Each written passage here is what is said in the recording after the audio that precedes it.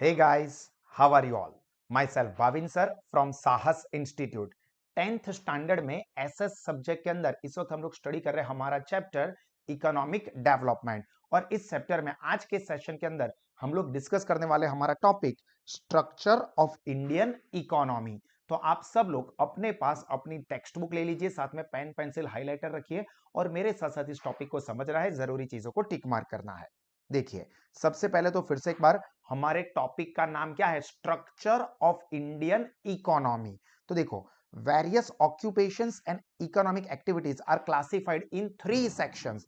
जो ऑक्यूपेशंस होते हैं और जो इकोनॉमिक एक्टिविटीज है उसको 3 कैटेगरीज में, 3 सेक्शन में डिवाइड किया हुआ है। कौन कौन से वो 3 सेक्शन? तो पहला है प्राइमरी सेक्टर, दूसरा है सेकेंडरी सेक्टर और तीसरा है सर्विस सेक्टर, या उसको टर्शियरी सेक्टर भी कहा जाता है। प्राइमरी, सेकेंडरी एंड सर्विस, या फिर tertiary sector. This classification of economic activities are recognised as a commercial structure. इसको हम क्या कहेंगे? कॉमर्शियल स्ट्रक्चर, जिसके हिसाब से 3 पार्ट हो रहे हैं। तो यहां पर समरी नोट में लिखेंगे प्राइमरी, सेकेंडरी एंड सर्विस, या फिर टर्शियरी। और ये क्लासिफिकेशन को हम लोग कॉमर्शियल स्ट्रक्चर भी कहते हैं। चलिए, अब ये तीनों के तीन जो क्लासिफिकेशन है उसको इंडिविजुअली समझते हैं, जिसमें सबसे पहला है हमारा प्राइमरी सेक्टर। देखो क्या है प्राइमरी सेक्टर? तो agriculture and agriculture related activities, वो ये प्राइमरी सेक्टर में आती है। क्या आता है प्राइमरी सेक्टर के अंदर? Agriculture and agriculture related activities. और उसके एग्जांपल दिए हैं। For example, cattle rearing, cattle breeding, fishing, poultry farm, collection of forest products, mining of raw metal etc are included in this primary sector। तो यहां पर आपको 2 पॉइंट लिखने हैं, पॉइंट बना के 2 चीजें लिखनी है। एक agriculture and agriculture related activity, agriculture related activity ये प्राइमरी सेक्टर के अंदर कवर होता है। प्राइमरी सेक्टर के अंदर क्या चीजें कवर होती है? Agriculture and agriculture related activities are covered in primary sector. और दूसरा उसके एग्जाम्पल लिख देंगे, जैसे कि कैटल रेयरिंग, पोल्ट्री फार्मिंग, फिशिंग। आपको जो भी कोई 2-4 नाम याद रहे वो यहां पर लिख सकते हैं।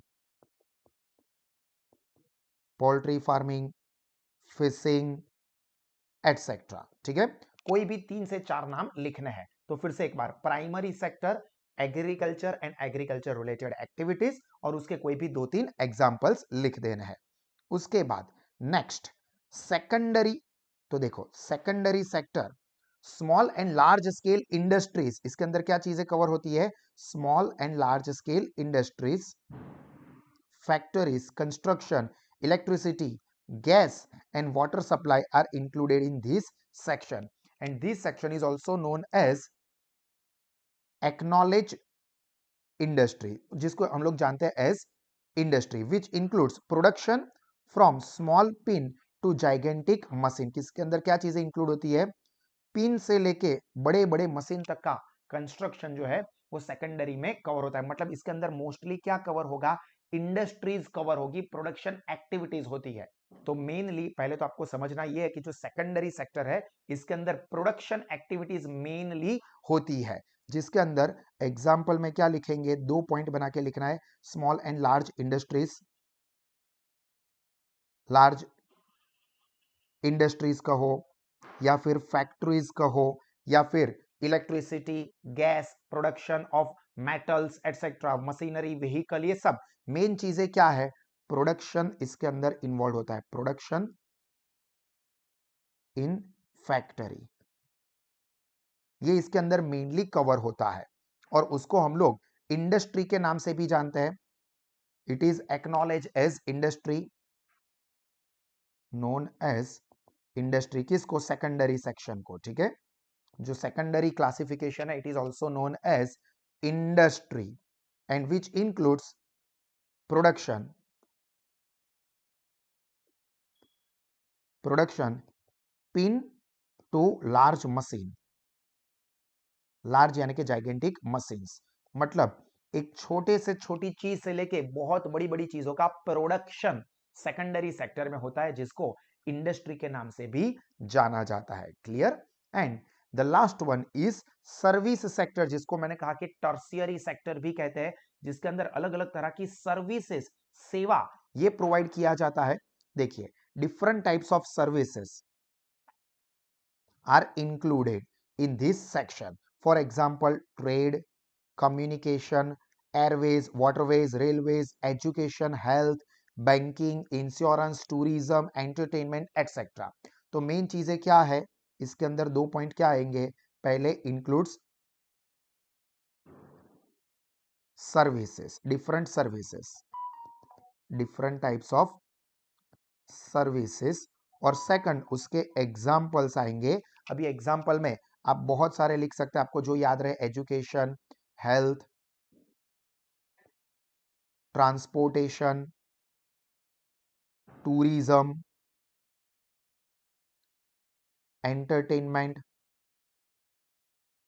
Banking, etcetera. जो भी नाम याद रहते हैं वो आप लिख सकते हैं, जो कि अलग अलग टाइप की सर्विस प्रोवाइड करते हो। क्लियर? तो यहां पर हमारे जो मेन 3 कैटेगरीज या क्लासिफिकेशन है वो कंप्लीट हुआ।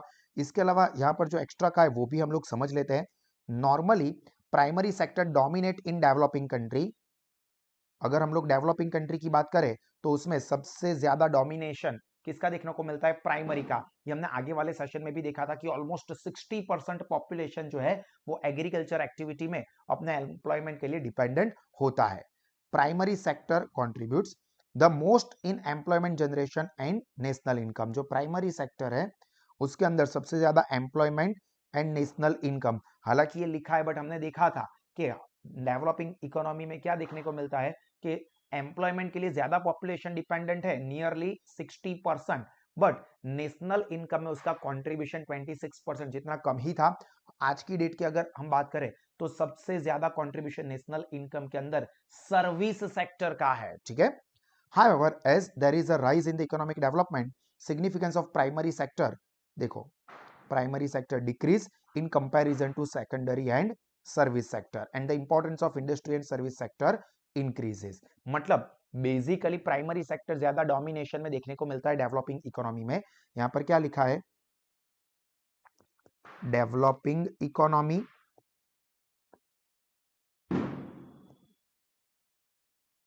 प्राइमरी सेक्टर डोमिनेट, दो चीजों में, एक एम्प्लॉयमेंट में एंड दूसरा नेशनल इनकम में। But with economic development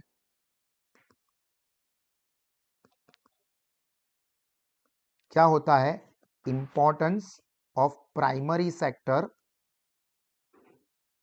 reduces and secondary and service sector क्या होता है? इंक्रीज होता है। ये कंक्लूजन में अपने को लिखना है। तो सिंपल यहां पर यही लिखा है कि in developing economy the dominance of primary sector is more for employment and in national income, but as the economic development increases the importance of primary sector decreases and importance of secondary and service sector increases। clear? एक बार briefly फिर से बता देता हूं कि तीनों sector में होता क्या है। प्राइमरी सेक्टर जो कि agriculture and agriculture related activities में होता है, जो कि नेचर के काफी क्लोज होती है ये इंडस्ट्रीज। देन सेकेंडरी सेक्टर जो कि small and large industries, factory, production, gas, electricity, इन सब में इंक्लूड होती है, जिसको इंडस्ट्री के नाम से भी जाना जाता है। और वहां पर छोटे से छोटी पिन से लेके बहुत बड़े बड़े मशीनरीज तक का प्रोडक्शन होता है।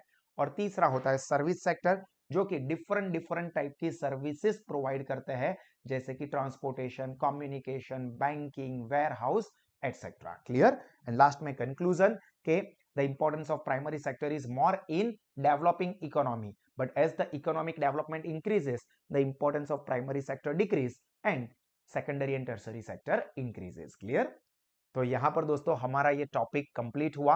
आई होप कि आपको समझ में आ गया होगा। इसको अपनी नोटबुक में भी प्रॉपरली लिख दीजिए और अपने दोस्तों के साथ भी शेयर कीजिए और आप और आपके सारे के सारे फ्रेंड बेस्ट क्वालिटी के एजुकेशन के लिए साहस इंस्टीट्यूट के साथ जरूर जुड़े और अपना नॉलेज और अपना रिजल्ट दोनों ही बढ़ाए। God bless you all. जय हिंद।